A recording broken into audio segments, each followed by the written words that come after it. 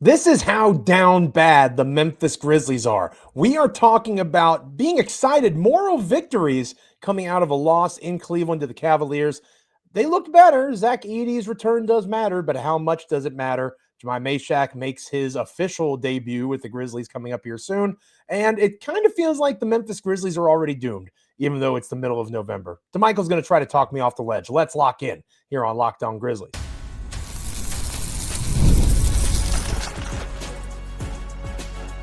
You are Locked On Grizzlies, your daily Memphis Grizzlies podcast, part of the Locked On Podcast Network, your team every day. Welcome, everybody, to this episode of Locked On Grizzlies. It is I, Joe Mullinax, and that is correct. We are back together. The dynamic duo rides once more. Damichael Cole with me here on this episode of the show. He is the Memphis Grizzlies beat writer for the Commercial Appeal there in Memphis, Tennessee, and you are locked in to the best place where you can start your day for NBA and Memphis Grizzlies analysis, Locked On Grizzlies. Today's episode of the podcast is brought to you by Game Time. Download the Game Time app, create an account, use code Locked On NBA for $20 off your first purchase. We're free and available wherever you get podcasts. As proud members of the Locked On Podcast Network, your team every day. And now, Damichael, the number one sports podcast network. We are best in the land. Best in the land. We are the best in the land. It is wonderful to be able to say that, and we are so grateful to everybody that helps us on that journey, whether you're checking it out on YouTube, Apple, Spotify, Amazon, Google, however you get your podcast. Interact with us, hit us up on X, be a part of our wonderful little internet community we like to call Locked On Grizzlies. We continue to grow. We continue to expand. We continue to have fun, even as the Memphis Grizzlies have the opposite of fun. They are a 4-10 basketball team. They look the part of a lottery squad, although they have a max contract on the roster and a near max contract on the roster. I am not in the best headspace. Damichael's going to try to talk me out of it later on in the show because he's the positive Patty on this podcast. I am the Debbie Downer. But we're going to start on a somewhat positive note, Damichael. The Grizzlies looked better. Look at my smile. They looked better. If you're on YouTube, you can probably feel my joy through your audio podcast. They did better on Saturday night, whatever the heck that means. The main point and positive to come out of another loss for the Memphis Grizzlies is the fact that, well, two things. One, Zach Edey made his debut for the season, and he looked the part of somebody that is going to impact this Grizzlies team. There's no denying that, right? I think that has been questioned. I think that's been thrown around as a, Zach Edey's that important. At least for one game, unfortunately, he looked that important. We didn't get a full taste of it because Ja Morant went out with injury pretty early in the contest, and we'll talk more about that later on in the show. But Zach Edey looked like he's an impact player in Tuomas Isolo's systems, in fairness to Tuomas Isolo. Yeah, and, Isolo has alluded to this since the beginning of the season, as we've talked about. We saw it even last season when Isolo took over. We saw Edey's role just pretty much become much more important than it was when Taylor Jenkins was the coach. But, yeah, you saw a lot of differences. You saw the rim protection just look much, much better in this game. You saw the physicality standpoint. The Grizzlies just look more energetic. They look more physical against a Cavs team that is one of the better teams in the NBA. And they kind of, hanged in the game for a while, hung in there. And the fourth quarter happened. And, of course, in the fourth quarter, again, that's when, going back to your point, Ja Morant leaving the game 6 minutes left in the first quarter. It's just too difficult of a situation when you're talking about you're down 1, 2, 3, 4 point guards. You put 4 point guards on your roster. You had so many point guards on your roster to the point that Cole Anthony was involved in a trade, and you're like, we'll buy him out. And he's playing solid basketball with the Milwaukee Bucks right now, but that's neither here nor there. The point is, yes, they did look better with Zach Edey. And I think this game against the Cavs, we saw it in the game too. I mean, of course, we had the 13-game sample size before that, but we saw in the game the importance of Zach Edey. I go to that stretch early in the fourth quarter. I believe the Grizzlies entered the fourth quarter up 84-76. Now, granted, I will add that Cleveland was already going on a run. Like, the momentum was already in Cleveland's favor, but the Grizzlies were still up 85-83. I believe they called a timeout, and Zach Edey went out of the game. As soon as Zach Edey went out of the game, Evan Mobley, gets a good shot right at the rim, gets fouled, makes 1 or 2 free throws, scores on the next 2 possessions. He scores 5 points immediately. One of them was a putback dunk. The other one was an offensive rebound that led to a foul. Like, he looked like a man-child going against that group when Zach Edey went out, and I believe Jaren was out of the game in that stretch too. So again, this goes to show everything that we were talking about in terms of the importance of Zach Edey. He's going to be a very important piece for this team going forward. And the importance of rotations. We'll talk more about Tuomas Isalo throughout the podcast, throughout the podcast, I should say. Throughout the contest, Isalo's rotational choices continued to make me confused, whether it's exactly what you just talked about there, partner. There's no time where Zach Edey and Jaren Jackson Jr. should ever be out of the basketball game at the same time. That just can't happen. And that's very easy to fix rotationally. I'm not a basketball genius, but that is something that can certainly be improved upon. Something else that can be improved upon, it was kind of like a giveth and take away. Cedric Howard finally starts. They make the choice to go Kentavious Caldwell-Pope coming off the bench. Hasn't come off the bench in years, but that decision was made. Cedric Howard gets the start. Everybody on Grizzlies Twitter, or X, whatever you want to call it, rejoiced. Damichael Cole. Everybody was happy. Hooray! Isalo is paying attention.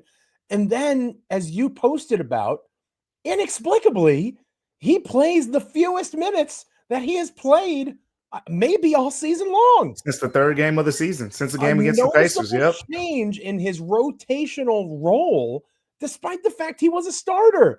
Why? I don't understand. Help it make sense. I wish I had the direct answer for you. The only thing that really comes to mind as from a logical perspective here is the fact that Cedric Howard was doubtful a day ago, right? He was doubtful going into the game. And then as the game, got closer, he ended up being upgraded to questionable. So at one point, the Grizzlies didn't think he was going to play. It was right foot soreness. So look, when you add in the extra context, right, there is the situation where we look at this in terms of Cedric Howard only played 6 games last season. Cedric Howard didn't play in the summer league. Cedric Howard has been ramping up, and the Grizzlies have said, hey, this is going to take some time. So look, maybe that's the only thing I got for you, Joe. That's the only thing I got for you, because if that wasn't the case, and we'll find out. But if that wasn't the case, then I have many more questions in terms of what really was the idea here. Because in a way, and I know coaches aren't doing this, but it feels like a troll job in a way, because everyone was saying like, start him. And when I would ask Isalo about it, he would always go back to the point that, hey, look, we're more worried about, the rotations. And at the end of the day, he's playing more minutes than these guys and whatnot. And then you go into this game, and now these guys are playing more minutes than him. And it's like, well, hey, he started. He had the star by his name at the beginning. So I don't know what to make of it. The injury angle does make sense. I'll give some credit to Isalo for that. And again, I have not been the biggest Isalo fan to this point in his tenure as Memphis Grizzlies head coach, but he was doubtful, upgraded to questionable. That makes logical sense. Something that doesn't make a ton of logical sense to me, Damichael, and we'll close out this part we'll move on from the Cavs game after this. Jaren Jackson Jr. was getting praise on social media for looking better. And again, I have better for those of you that aren't watching on YouTube. Better is in air quotes. Damichael, Jaren looked better with Zach Edey in the mix. I think I've used this example before. I'm old enough to have followed this team when Rudy Gay was shooting 6 for 23 from the field, and Rudy Gay would get crushed by everybody for having such a terribly inefficient night. Now, Jaren got to the free throw line a lot. He got to the free throw line. That's what equals it out. Yep. But do you agree with the sentiment that Jaren looked better? Because Jaren was one of the bright spots in terms of the offense and in terms of efficiency. Yeah. That was one of his most inefficient games of the season. So I don't know that I agree with that sentiment. Do you disagree with me?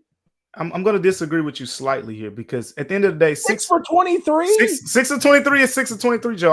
I'm that's why I said slightly, because at the end of the day, you got to shoot basketball better than that as a big man. I'm never going to make an excuse for a big shoot 6 of 23, but from what we've seen this season, that is the anomaly. That is not what we've seen. So this is what I'll say. If you would have asked me going into this game, what are some of the things that I want to see more from Jaren Jackson Jr.? We talked about it on the show. I've talked about it time and time again.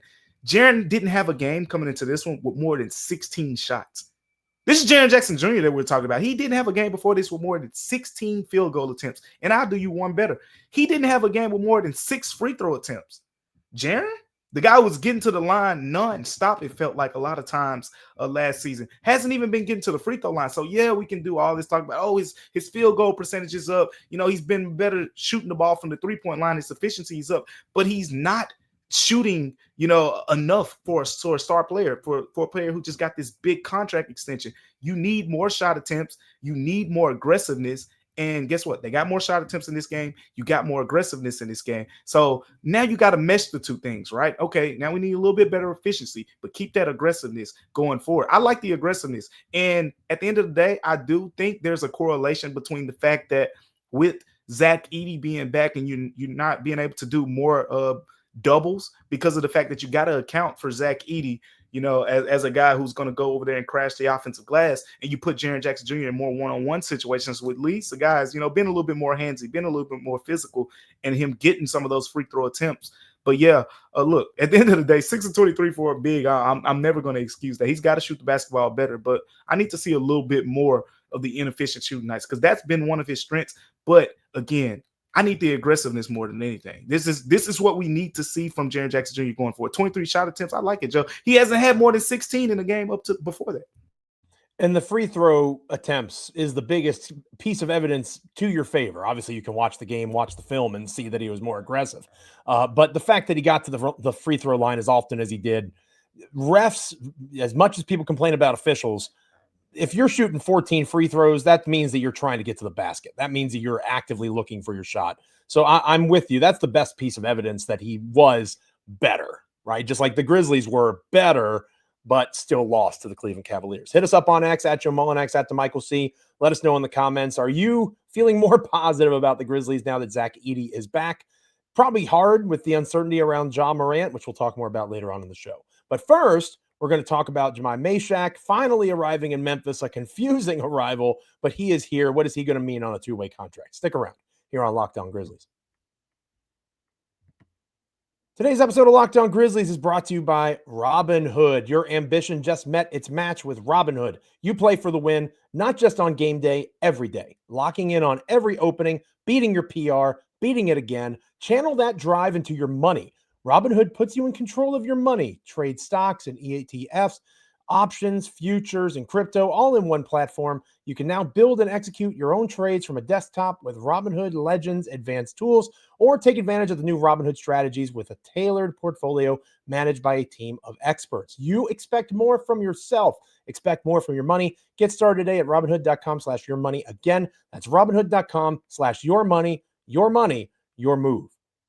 Today's episode of Locked On Grizzlies is also brought to you by Game Time. Basketball season is officially here. Nothing beats being in the arena for opening games, but let's be real. Getting tickets can be a total headache between waiting in queues, surprise fees, prices that jump up right before you check out. It's easy to get frustrated when all you want to do is cheer on your team, but that's where Game Time comes in, the app that gives fans the advantage. It's your ultimate life hack for scoring amazing NBA tickets fast, easy, and stress-free. I love that what you see is what you pay. There are no hidden fees at checkout. Plus, you can see exactly what the view from your seat is going to be before you buy the tickets with the in-app seat view feature. You can even find NBA tickets for under $25. Take the guesswork out of buying NBA tickets with Game Time. Download the Game Time app. Create an account and use the code LOCKEDONNBA for $20 off your first purchase. Terms apply. That's code LOCKEDONNBA for $20 off. Swipe, tap, ticket, go.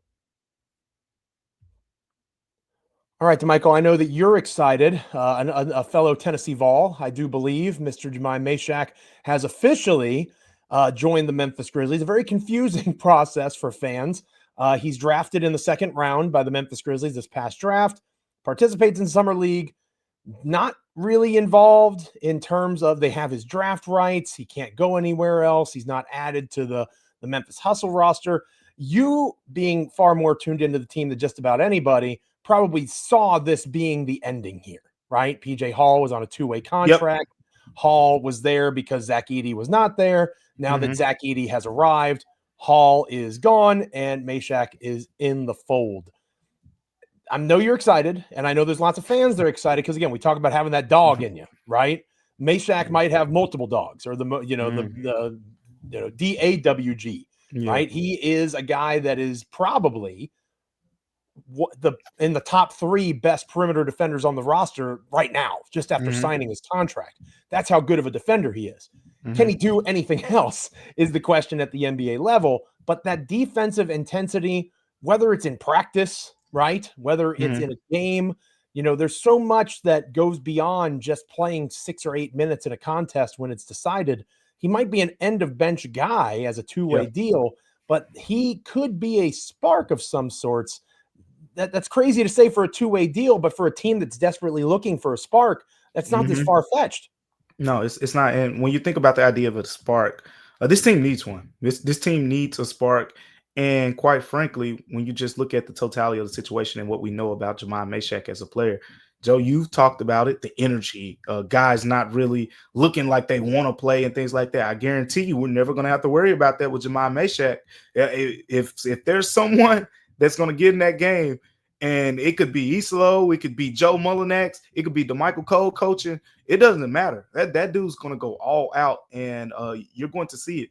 And getting back to your point of, what else can he do, besides the defense, right? We know what the defense is. The guy just averaged 3.4 steals in 5 G League games. And, he's a playmaker on and off the ball. When I went down to the Hustle game, one of the things that stood out to me is when I was talking, to people about him, the coach of the Hustle, Robson Cole, basically said that, it sounds, real simple and it's what you expect. He's a great defender. Just throw him on the guy on the ball, right? But we actually, he compared him to a cornerback in a way where we love his instincts off of the ball too. So even when he comes up and if he gets some minutes here, I suspect he probably will with the guard situation being what it is. You can see him. Yeah, he's going to be guarding the top options from time to time, but there will be other situations because of his ability as a guy off the ball who's going to get into the passing lanes and to be a defensive playmaker, because a lot of times when you're playing on the ball, it's tougher to be that same caliber defensive playmaker. We've seen that with Jaren Jackson Jr. That's case in point. He doesn't really guard the top interior scoring options every single game. He in the past, when he won Defensive Player of the Year, he was a roamer. He was guarding like Herb Jones and like Derek Jones and those type guys, and he won Defensive Player of the Year off of that. So his defensive role is a little bit more versatile than some people would think. But again, what else can he do? That's what it's going to come down to. And when I went down there and I talked to him and I talked to people to Hustle, it sounds simple to say, oh, yeah, he's got to be a better shooter. That's going to come and go. We'll see. Some games he's going to shoot the basketball better. Some games it's just not going to be there.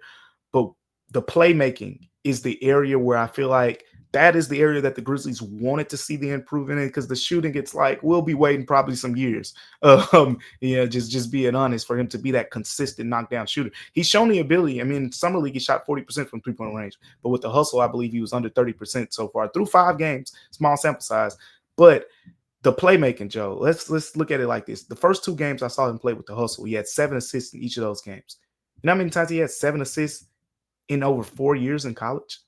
Not that many. Never. He had 5 assists was his career high at the collegiate level. And he talked about it when he was introduced by the team, right? He talked about the fact that, I was in a situation where I wasn't able to rock out a little bit. But now when he's in Memphis, you get the ball in your hands a little bit more. It allows the Grizzlies to see, okay, what does he have as a playmaker? He's no finished product. But again, adding that playmaking ability, it does give you something else where teams have to account for him a little bit more. And he's been more focused on that than anything. So I'm looking forward to that opportunity. Like, what can he bring to the team as a playmaker more than just the shooting standpoint? Because you know what you're going to get on defense.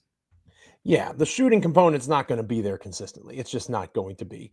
The playmaking is huge because you have to be some sort of a threat, right? I've talked too much about older eras of Grizzlies basketball already on this show. But Tony Allen, one of the issues with Tony was when he wasn't able to move, pulls a hamstring.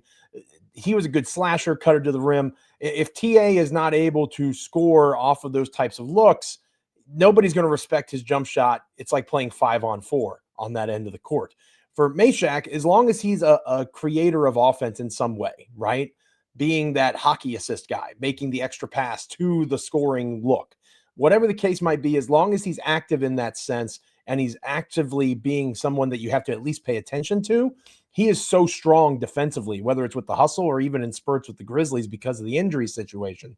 I'm excited to watch him play. again, it kind of tells you the state of things for the Memphis Grizzlies when we're excited about a two-way contract being signed. But the reality of the situation is that is where we are.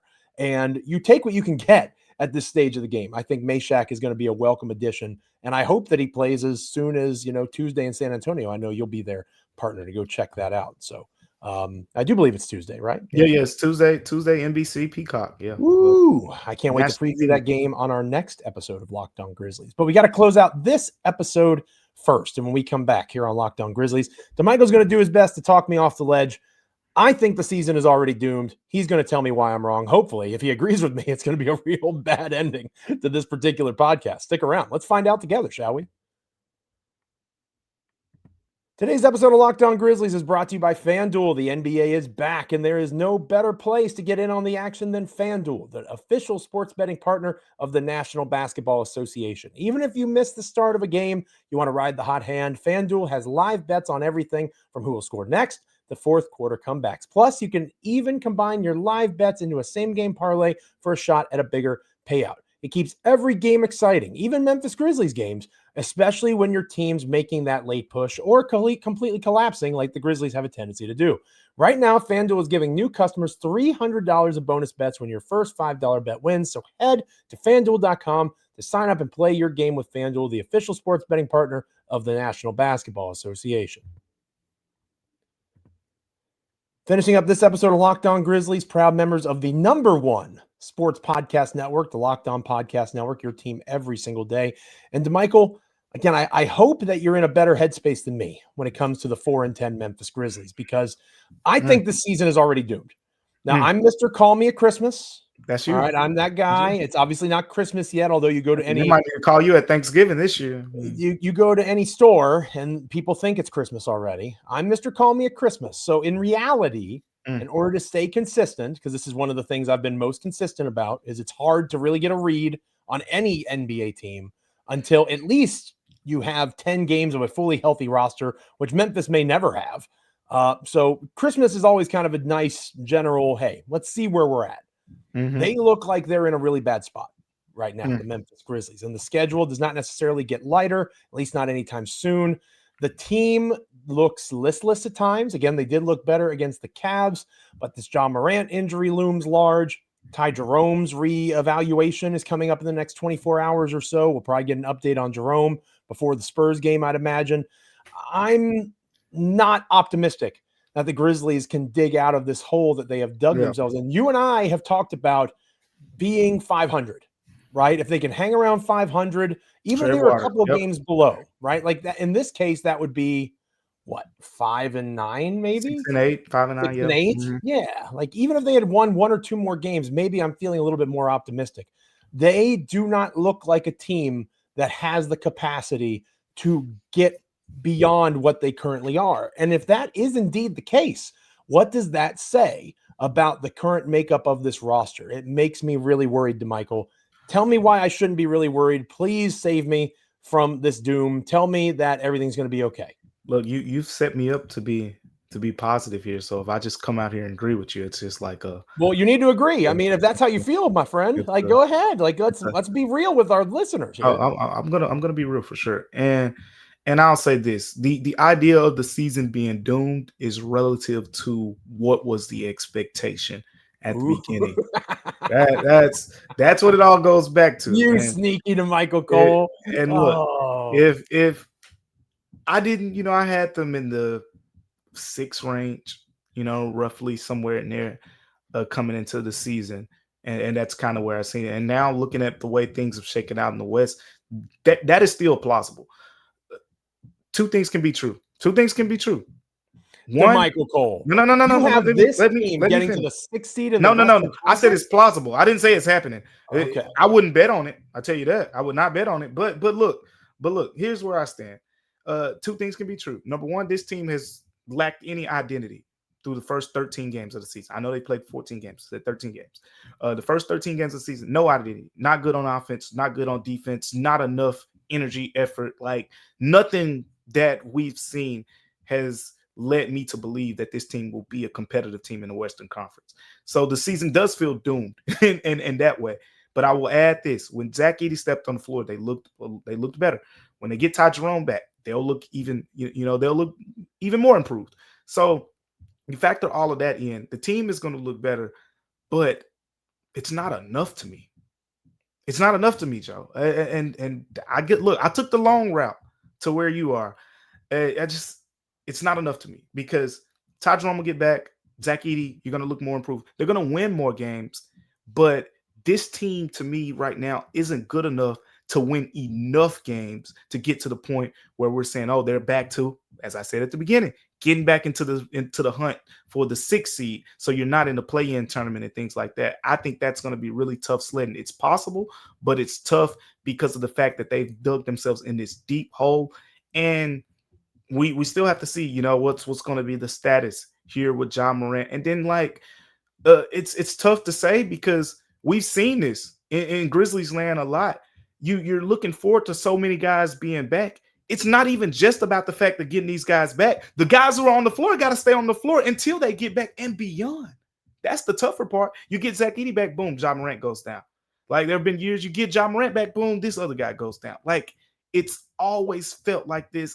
We can't get the full puzzle together because this piece goes down when this piece gets back. And it's tough to see, to envision all these guys being on the floor at the same time. I won't say doomed, that exact word, because I still believe that there's a lot to learn about this team. When I say doom, I'm to the point of, just blow it up. Like it is what it is. But I won't say doom just yet because, Joe, we don't even know the direction. If you know the direction of this team, let me know. I don't know what this team is. I have no clue if this team is going to be good defensively, if they're going to be good offensively, or they're just going to be bad all season long. And we've seen the Grizzlies get off the slow starts on defense particularly. But, I need to see more with those guys on the floor so I can say, okay, yeah, like you said, call me at Christmas. We get to Christmas and the Grizzlies are still in the 20s in offensive and defensive net rating. Oh, it's going to be some tough conversations that need to be had. Here's where here's where I'm most worried. Okay. Because to your point, the Utah Jazz, hilariously, as of this recording, are the 10th seed in the Western Conference at 4-10. Okay. They're tied with the Clippers for that honor. And again, that's as of this recording, both the Utah's the 10th seed at 4-10. I'm sorry, 4-8. I'm sorry. Okay. 4-8. Okay. Yeah. So Utah's at 4-8, Clippers at 4-8. Again, that's as of this recording. Both teams played on Sunday, that sort of thing. So anyway, the Grizzlies at 4-10, literally a game back, right? So the play-in is right. The play-in is super realistic still, even with everything that has transpired. We were talking about the 6th seed. That's what you and I were talking about. And you and I are on the same page. That's not happening. I don't know that I see Phoenix, who has the toughest remaining schedule left in the NBA, maintaining their start and hanging around the 6. But I also think that you've got teams in 7-8, like the Timberwolves, the Warriors, the team that I talked about to start the season, the Trailblazers is the team I was nervous about. Trailblazers look pretty good right now. They do. So I think that those are the teams. They're going to stay in front of Memphis. Memphis is hovering around the 9 or the 10 the rest of the way, would be my guess. Old friend, JB Bickerstaff, right? Head coach of the Detroit Pistons. Once upon a time. Yep. Oh, I love JB. Wrong place. You talk about establishing a culture. Yeah, I bet we wouldn't be having that question right now if he was here. Who else is suffering through some pretty serious injuries? The Detroit Pistons, right? I think they had 5 rotation guys out the other night, and they won the basketball game. Azar Thompson. And they won, and they competed. And that is where I am struggling and where I feel most doomed. And I think Grizzlies fans can relate to that a little bit in my interactions on X, on social media. That it's not the injuries. Most, if not all, coaches would be losing with the injuries that the Grizzlies have sustained. This team had a hardship waiver to start the season. That's how ridiculous the injury situation has been for the Grizzlies. But I am not judging Isolo on that curve because that's not fair. I struggle with you. They have no identity.